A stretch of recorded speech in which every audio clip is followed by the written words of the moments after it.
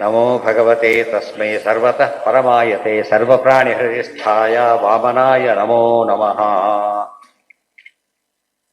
ಪರಮಾತ್ಮ ರೂಪವನ್ನು ನೋಡಲಿಕ್ಕೂ ಸಾಧ್ಯ ಇಲ್ಲ. ಇಲ್ಲೊಂದು ಹೊಸ ವಿಷಯ ಮತ್ತೊಂದು ಬಂತೀಗ. ದೇವರ ರೂಪವನ್ನು ದಿವ್ಯ ದೃಷ್ಟಿಯಿಂದ ನೋಡಕ್ಕೆ ಬರೋದಿಲ್ಲ ಹೇಳಿಬಿಟ್ಟಿದ್ದಾರೆ ಈಗಾಗಲೇ. ಆದರೆ ಒಂದು ಎಕ್ಸೆಪ್ಷನ್ ಹೇಳ್ತಾರೆ. ಏನು ಎಕ್ಸೆಪ್ಷನ್ ಗೊತ್ತಾ? ಪ್ರಾದುರ್ಭಾವಾನೃತೆ ವಿಷ್ಣುಂ ಇಂದ್ರಿಯೈ ನೈವ ಪಶ್ಯತಿ ಪ್ರಾದುರ್ಭಾವಾನಪಿ ಯದಾ ಜ್ಞಾನದೃಷ್ಟೈವ ಪಶ್ಯತಿ ತದೈವ ಮುಚ್ಯತೆ ಯೋಗಿ ನ ದುಷ್ಟೇಂದ್ರಿಯೈ ಕ್ವಚಿತ್ ಇತಿ ದುಷ್ಟೈರಿಂದ್ರಿಯೈ ಕ್ವಚಿತ್ ಇತಿ. ಏನು ಸ್ವಾರಸ್ಯ ಅಂದರೆ, ಪರಮಾತ್ಮನ ಯಾವ ರೂಪ ನೋಡಬೇಕಾದ್ರೂ ಕೂಡ ದಿವ್ಯ ದೃಷ್ಟಿನೇ ಬೇಕು, ಹಾಗೆ ಕಾಣಿಸೋದೇ ಇಲ್ಲ. ಅವತಾರ ರೂಪಗಳು ನೋಡ್ಬೇಕಾದ್ರೆ ಮಾತ್ರ ದಿವ್ಯ ದೃಷ್ಟಿ ಬೇಕಿಲ್ಲ. ಉಳಿದವ್ರ ಕಣ್ಣಿಗೂ ದುರ್ಯೋಧನ ಕಣ್ಣಿಗೂ ಕಾಣಿಸ್ತಾ ಇದ್ದಾರೆ, ದಿವ್ಯ ದೃಷ್ಟಿಯನ್ನು ಕೊಟ್ಟಿಲ್ಲ ಅವರಿಗೆ. ಗೊತ್ತಾಯ್ತಾ? ಇದು ಸ್ವಾರಸ್ಯ. ಅವತಾರಗಳಲ್ಲಿ ಮಾತ್ರ ಪರಮಾತ್ಮ ಕೃಷ್ಣ ಯಾರ್ಯಾರಿಗೆ ಗೋವುಗಳಿಗೂ ಕಾಣಿಸ್ತಿದ್ದ. ಗೋವುಗಳೆಲ್ಲ ದೇವತೆಗಳೇ, ಆ ವಿಚಾರ ಇರಲಿ. ಆದರೆ ಕಾಣಿಸ್ತಿದ್ದ. ಅದಕ್ಕೆ ಏನು ಬೇಕಿಲ್ಲ, ದಿವ್ಯ ದೃಷ್ಟಿ ಬೇಕಿಲ್ಲ. ಅದಕ್ಕೆ ಹೇಗೆ ಸಾಧ್ಯ ಆಯಿತು ಅಂದರೆ ದೇವ್ರ ಸಂಕಲ್ಪ ಆಗಿದೆ, ಯಾರೋ ಮಾಡಿಸಿದ್ದಲ್ಲ, ದೇವ್ರ ಇಷ್ಟ ಆಗಿದೆ, ಆದ್ದರಿಂದ ಆಗ್ತಾ ಇದೆ. ಹಾಂ ಹಾಂ, ಅದೇ ಸ್ವಾರಸ್ಯ. ದೇವ್ರ ತನ್ನ ಇಚ್ಛೆಯಿಂದ ಏನು ಮಾಡ್ತಾನೆ ಕಾಣಿಸ್ತೀವಿ. ಅಪರೋಕ್ಷ ಜ್ಞಾನ ಕೊಡೋದು ಕೂಡ ಹಾಗೇನೆ. ಸ್ವರೂಪದ ಅವ್ಯಕ್ತನಾಗಿದ್ದರೂ ಕೂಡ ಭಕ್ತರಿಗೆ ತಾನು ಇಷ್ಟಪಟ್ಟು ಕಾಣಿಸ್ತಾನೆ. ಬಿಂಬರೂಪ ಇಷ್ಟಪಟ್ಟು ತೋರಿಸಿದ ಮಾತ್ರ ಬಿಂಬರೂಪ ಕಾಣೋದು. ಅವತಾರ ರೂಪ ನೋಡೋಕ್ಕಾರೆ ಏನು ಬೇಕಿಲ್ಲ, ಬೇಕಿಲ್ಲ, ಹಾಗೆ ನೋಡ್ಬೋದು. ಇದು ಮುಂದೆ ಬರೀತಾರೆ ನೋಡಿ. ಪ್ರಾದುರ್ಭಾವಾದಪಿ ಯದಾ ಜ್ಞಾನದೃಷ್ಟೈವ ಪಶ್ಯತಿ. ಈ ಪ್ರಾದುರ್ಭಾವ ಕೃಷ್ಣ ಸಾಮಾನ್ಯವಾಗಿ ಕಣ್ಣೆಲ್ಲರಿಗೂ ಕಾಣಿಸ್ತಾನೆ ಎದುರಿಗಿದ್ದಾಗ. ಆದರೆ ಅದನ್ನೇ ನಾವು ಜ್ಞಾನದೃಷ್ಟಿಯಿಂದ ಕಂಡುಬಿಟ್ರೆ ಮೋಕ್ಷಕ್ಕೆ ಸಾಧನ. ಹಾಗೆ ಕಂಡ್ರೆ ಮೋಕ್ಷಕ್ಕೆ ಸಾಧನ ಆಗೋದಿಲ್ಲ. ಅರ್ಥ ಆಯ್ತಾ? ಮೋಕ್ಷ ಸಾಧನ ಬೇಕಾದ್ರೆ ಹೇಗೆ ನೋಡ್ಬೇಕದನ್ನ ಬಿಂಬರೂಪ ಅಂತ ತಿಳ್ಕೊಂಡ ಜ್ಞಾನದೃಷ್ಟಿ ನೋಡಿದ್ರೆ ಮಾತ್ರ ಅವರಿಗೆ ಅದೇ ಮೋಕ್ಷ ಸಾಧನ ಆಗಿದೆ. ಸುಮ್ಮನೆ ನೋಡಿದ್ರೆ ಆಗೋದಿಲ್ಲ.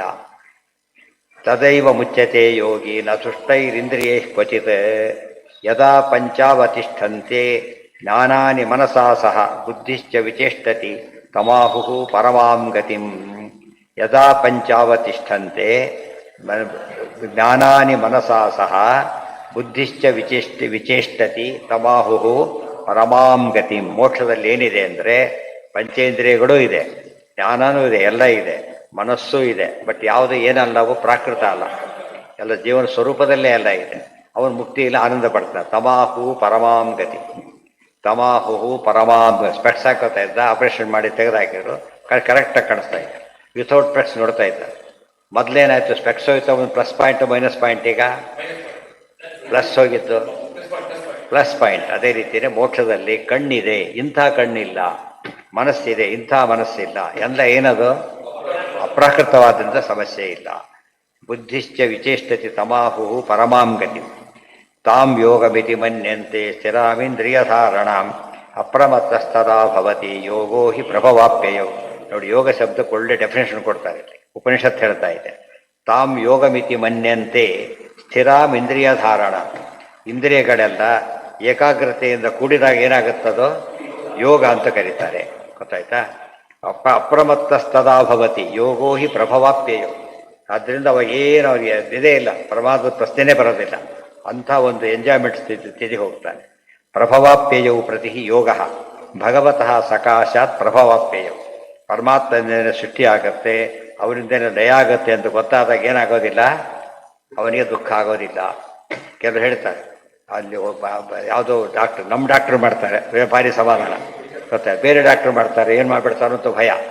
ನಮ್ಮ ಡಾಕ್ಟ್ರ್ ಆಪ್ರೇಷನ್ ಮಾಡ್ಬೇಕಾದ್ರೆ ನಮ್ಗೆ ಖುಷಿಯಾಗತ್ತೋ, ದೇವ್ರು ನಮ್ಮನ್ನು ಕೊಲ್ತಾನೆ ಅಂದರೆ ಖುಷಿ ಆಗತ್ತೆ. ಅದಕ್ಕೆ ನಮ್ಮ ದೇವ್ರು ನೋವಾಗದಾಗ ಕೊಲ್ತಾನೆ ಅಂತ, ನೋವಾಗದಾಗ ಕೊಲ್ತಾನೆ. ಕೆಲವರು ಇರ್ತಾರೆ, ಗುಡ್ದವ್ರಾದ್ರೆ ಯಾವ್ದು ಕೊಟ್ಬಿಡಿ, ನಮ್ಮವ್ರು ಹುಷಾರು ಮಾಡಿದ್ರು, ಅವ್ರು ನಮ್ಮವ್ರು ಬಿಡಿ ನೋಡ್ಕೊತೀವಿ ಅಂತಾರೆ. ಅದಲ್ಲ, ಅದು ಆ್ಯಕ್ಚುಲಿ ಅವ್ರು ಏನು ಮಾಡ್ತಾರೋ ಬಿಡ್ತಾರೋ ವಿಚಾರ ಬೇರೆ. ಅದು ಆ್ಯಕ್ಚುಲಿ ನಮ್ಮವ್ರಿಂದಾಗ ಏನು ಬರುತ್ತೆ ನಮಗಾಗ? ನಂಬಿಕೆ ಬರುತ್ತೆ, ಧೈರ್ಯ ಇರುತ್ತೆ. ಆ ದೃಷ್ಟಿಯಲ್ಲಿ ದೇವರ ಬಗ್ಗೆ ನಾವು ಆರಾಧನೆ ಮಾಡ್ಕೊಂಡಿದ್ದವರಿಗೆ ಮರಣ ಕೂಡ ಏನಾಗೋದಿಲ್ಲ, ಅವರಿಗೆ ದುಃಖ ಹುಟ್ಟಿಸೋದಿಲ್ಲ, ಭಯನೂ ಬರೋದಿಲ್ಲ, ಆ ಕಾಲಕ್ಕೂ ದುಃಖ ಆಗೋದಿಲ್ಲ. ಹಾಗೆ ಮಾಡ್ತಾರೆ. ತಾಂ ಯೋಗಮಿತಿ ಮನ್ಯಂತೆ ಸ್ಥಿರಾಮ್ ಇಂದ್ರಿಯಧಾರಣಾಂ ಅಪ್ರಮತ್ತಸ್ತದಾ ಭವತಿ ಯೋಗೋ ಹಿ ಪ್ರಭವಾಪ್ಯಯೋ. ಪ್ರಭವಾಪ್ಯಯೋ ಪ್ರತಿ ಯೋಗ ಭಗವತಃ ಸಕಾಶಾತ್ ಪ್ರಭವಾಪ್ಯಯೋ. ತಿಳ್ಕೊಂಡಾಗ ನಮಗೆ ಸಮಸ್ಯೆ ಆಗೋದಿಲ್ಲ. ನೈವ ವಾಚಾ ನ ಮನಸಾ ಪ್ರಾಪ್ತಂ ಶಕ್ತೋ ನ ಚಕ್ಷುಷಾ ಅಸ್ತೀತಿ ಬ್ರುವತು ಅನ್ಯತ್ರ ಕಥಂ ತದುಪಲಭ್ಯತೆ. ಇದೆಲ್ಲ ದೇವ್ರ ಮಹಿಮೆ ಗೊತ್ತಾಗಲಿಕ್ಕೆ ನೈವಂ ವಾಚ, ಮಾತಿನಿಂದ ಹೇಳೋದಕ್ಕೆ ಸಾಧ್ಯ ಇಲ್ಲ. ನಾ ಮನಸ್ಸಿಂದ ಹೇಳೋದಕ್ಕೂ ಸಾಧ್ಯ ಇಲ್ಲ. ಇವತ್ತು ರುಚಿ ಇದೆ ಅಂತ ಪದಾರ್ಥ ಹೇಳಿದೆ, ಎಷ್ಟು ಹೇಳಿದೆ ಏನು ತಿಂದು ನೋಡು ಅಂತ ಹೇಳ್ಬೇಕು ಅಷ್ಟೇ ಹೊರತು ಎಷ್ಟೇ ಹೇಳಿದ್ರು ಕೂಡ ಏನು ಹೇಳಿದಾಗ ಆಗೋದಿಲ್ಲ, ಸ್ಪಷ್ಟ ಹೇಳಿದಾಗ ಆಗೋದಿಲ್ಲ. ನೋಡೋದನ್ನ ನೋಡಿಯೇ ತಿಳಿಬೇಕು, ಕೇಳೋದನ್ನ ಕೇಳಿಯೇ ತಿಳಿಬೇಕು. ಅದೇ ರೀತಿಯೇ ಪರಮಾತ್ಮನ ಬಗ್ಗೆ ನಮಗೆ ನಿಜವಾದ ಜ್ಞಾನ ಹೇಗೆ ಬರಬೇಕು ಅಂದರೆ ಬರೀ ಮಾತು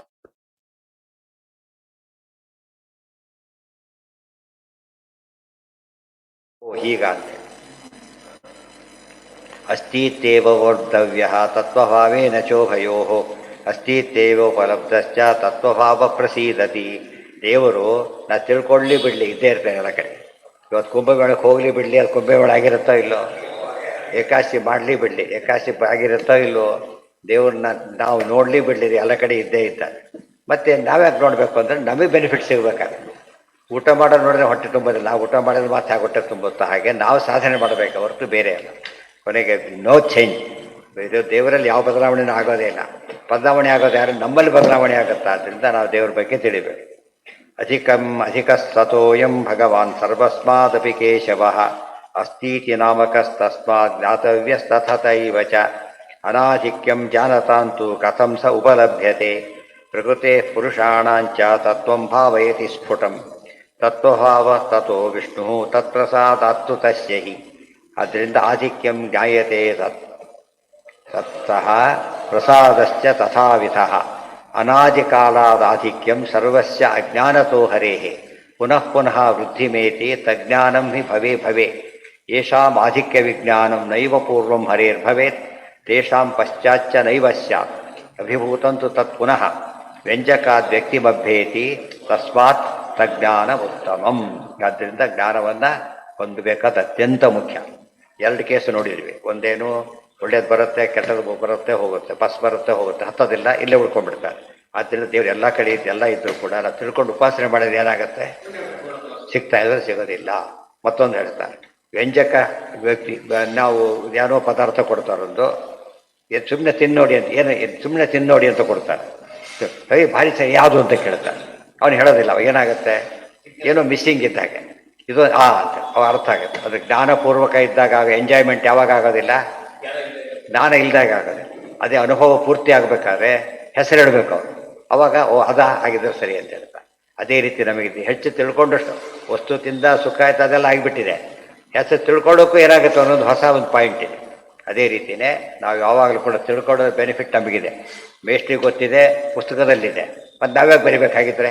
ಎಕ್ಸಾಮಿನರಿಗೂ ಗೊತ್ತಿದೆ, ನಾವ್ಯಾಕೆ ಬರಿಬೇಕಾಗಿದ್ರೆ? ಗೊತ್ತಾಯ್ತಾ? ಬರೆದ್ರೆ ನಾವು ಪಾಸ್ ಆಗ್ತೀವಿ ಸರ್, ಇಲ್ಲ ಇಲ್ದೋದ್ರೆ ಎಲ್ಲ ಪುಸ್ತಕದಲ್ಲಿದೆ ಬರೀತಾ ಹೋಗೋದು. ಬುಕ್ಕಲ್ಲಿ ಗೊತ್ತಿದೆ, ಮೇಷ್ಟ್ರಿಗೆ ಗೊತ್ತಿದೆ, ಬುಕ್ಕಲ್ಲಿದೆ, ಮೇಷ್ಟ್ರಿಗೆ ಗೊತ್ತಿದೆ. ಏನು ಮಾಡಬೇಕಾಗ? ಪುಸ್ತಕದಲ್ಲಿ ಬೇಸ್ಟ್ ಇರುತ್ತೆ, ನೀನು ಮಾತ್ರ ಬೇಡ ಕಳಿಸ್ಬಿಡ್ತಾನೆ ಅಷ್ಟೆ. ಅದೆಲ್ಲಿ ಬರಬೇಕು ಅವನಿಗೀಗ? ಪುಸ್ತಕದಲ್ಲಿ ಬೇಸ್ಟ್ ಹೇಳಿ ತಲೆಗೆ ಬಂದರೆ ಅವಾಗ ಇವನು ಸಾಧನೆ ಅಂತ ಕರೆಯೋ, ಅದನ್ನು ಜ್ಞಾನ ಅಂತ ಕರೀತಾರೆ. ತನ್ನ ಹೊಟ್ಟೆಗೆ ಹೋದರೆ ಊಟ ಹೇಗೋ, ತನ್ನ ತಲೆಗೆ ಹೋದರೆ ಜ್ಞಾನ ಅದು. ತನ್ನ ಹೊಟ್ಟೆಗೆ ಹೋಗ್ಲಿಕ್ಕೆ ಎಲ್ಲರೂ ಇಷ್ಟಪಡ್ತಾರೆ, ತನ್ನ ತಲೆಗೆ ಹೋಗ್ಬೇಕು ಅಂತೇಳಿ ಮಾತ್ರ ತಲೆ ಹೋದರೂ ಬೇಡ ಅಂತ ಹೇಳ್ತಾರೆ. ಹೌದಲ್ಲ? ತಲೆ ಹೋದರೂ ಬೇಕಾಗಿಲ್ಲ, ಅದು ತಪ್ಪಾಗುತ್ತೆ ಯಾವಾಗಲೂ ಕೂಡ. ಏನು ಬೇಕು?